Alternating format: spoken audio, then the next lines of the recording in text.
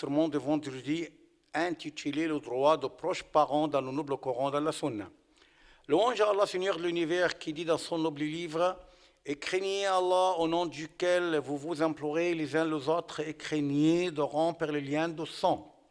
Certes, Allah vous observe parfaitement. J'atteste qu'il n'y a pas de divinité en dehors d'Allah, l'unique sans aucun associé, et que notre maître Mohammed est son serviteur et messager. Oh Allah, accorde ton salut et tes bénédictions à lui, sa famille, ses compagnons et ceux qui les suivent d'une rectitude jusqu'au dernier jour. Ensuite, contemplant le noble Coran et l'honorable Sunna, on réalise que l'observation des liens de parenté est l'une des obligations les plus accentuées et les obéissances les plus fermes. Allah, gloire à lui, dit: adorez Allah et ne lui donnez aucun associé. Agissez avec bonté envers vos pères et mères, les proches, les orphelins, les pauvres.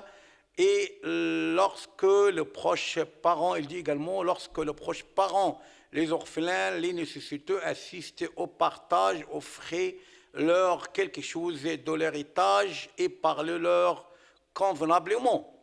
Allah dit également: et rappelez-toi lorsque nous avons pris l'engagement des enfants d'Israël de n'adorer qu'Allah, de faire le bien envers les pères, les mères, les proches parents, les orphelins et les nécessiteux, d'avoir de bonnes paroles avec les gens. C'est-à-dire que cela, en fait, était inscrit à toutes les communautés, même avant l'islam. Notre prophète sallallahu alayhi wa sallam dit: quiconque croit en Allah au dernier jour doit observer le lien de sa parenté. Donc, il suffit à ce lien de parenté pour honorer le fait qu'Allah, gloire à lui dérive l'un de ses noms, c'est-à-dire ses attributs sublimes, Rahman, Rahim, et promet quiconque lui observe de lui accorder sa grâce et quiconque le rend de lui priver sa miséricorde. Le prophète sallallahu alayhi wa sallam dit: Allah créa la création. Ensuite, la parenté dit: c'est la position de celui qui demande secours auprès de toi contre la rupture. Allah répondit: Ben, seras-tu satisfaite que j'accorde ma grâce à quiconque t'observe et prive de ma miséricorde et quiconque te rend? Il dit: bien entendu. Allah reprit: je te le donne, c'est-à-dire je te le promets.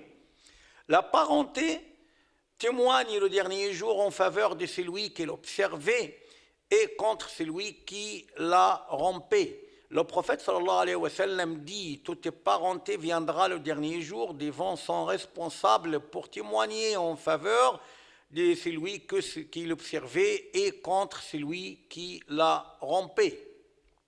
L'observation des liens de parenté a des grandes vertus dans le sébat que dans l'au-delà. Le prophète sallallahu alayhi wa sallam dit: quiconque aime avoir une subsistance abondante et une longue vie doit observer les liens de parenté. Il dit également: l'observation des liens de parenté, les bonnes moralités et le bon voisinage rendent le demeure opulente et les vies longues. Le prophète sallam dit aussi aux gens: répandez le salut, donnez à manger, observez les liens de parenté et faites la salate de nuit alors que les autres dorment, ainsi vous entrerez paisiblement au paradis. Et il a dit à un homme qui l'interrogea d'un acte qui lui donne occasion d'entrer au paradis, il a répondu sallallahu alayhi wa sallam: tu dois adorer Allah sans aucun associé, accomplir les salats prescrites, vous acquitter de la zakat et observer les liens de parenté. Le noble Coran et l'honorable Sunna accentuent le droit de proches parents. Allah, gloire à lui, dit: et donne aux proches parents son droit. Et dit également: certes, Allah ordonne l'équité et la bienfaisance et de donner aux proches parents leurs droits. Donc, les dépenses faites en faveur de proches parents sont l'un des droits les plus fermes dans la récompense et multipliée. Le prophète sallallahu alayhi wa sallam dit: la charité destinée aux pauvres a une simple rétribution, alors que celle destinée aux proches parents a deux. Le premier, c'est une rétribution de charité et l'autre, c'est celle de l'observation du lien de parenté.